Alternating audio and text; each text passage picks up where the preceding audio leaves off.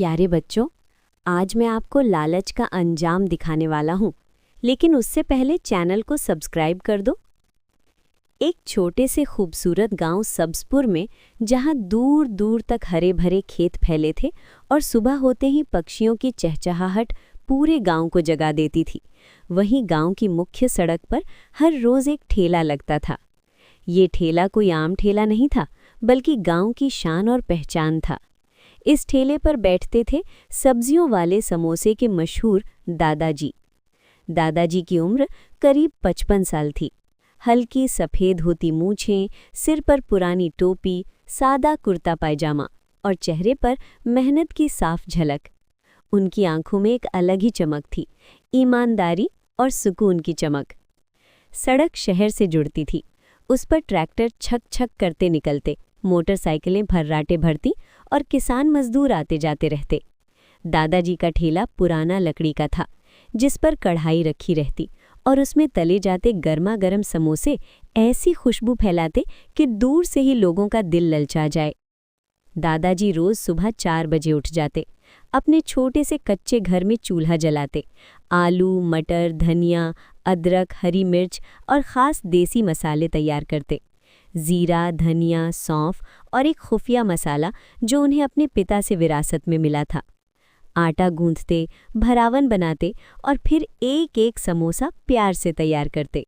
जब तेल में समोसे सुनहरे होकर निकलते तो लगता जैसे मेहनत खुद मुस्कुरा रही हो।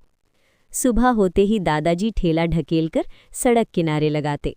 धूप हो या बारिश, ठेला अपनी जगह पर जरूर होता। किसान खेत से लौटते हुए कहते, दादाजी 2 समोसे दे दो।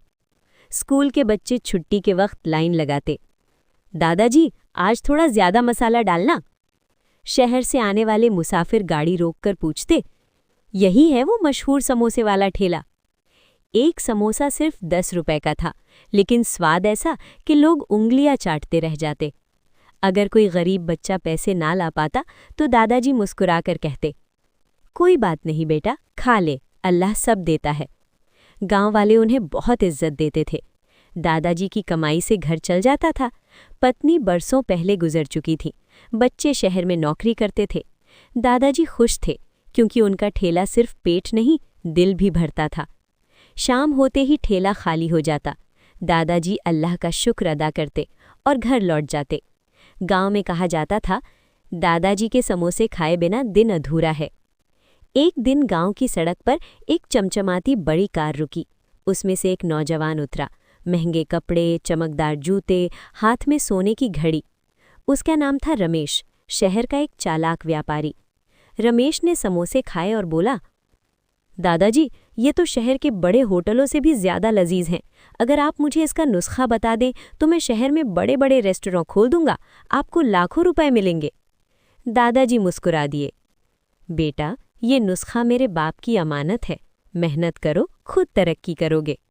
रात को दादाजी सोचते, अगर पैसे मिल जाएं तो बच्चों को पास बुला लूं, पक्का घर बनवा लूं, ठेला छोड़कर आराम करूं। लेकिन लालच ने समझ पर पर्दा डाल दिया। एक दिन दादाजी मान गए। रमेश ने एक भारी थैला दिया और नुस्खा ले लिया। घर आकर दादाजी ने थैला खोला। अंदर पत्थर, पुराने कागज़ और अखबार निकले। रमेश ठग था। दादाजी फूट फूट कर रो पड़े। अब समोसे पहले जैसे नहीं बनते थे। दादाजी को अपनी गलती का एहसास हुआ। अब दादाजी हर बच्चे को अपनी कहानी सुनाते और कहते, बेटा लालच इंसान की आंखें अंधी कर देता है,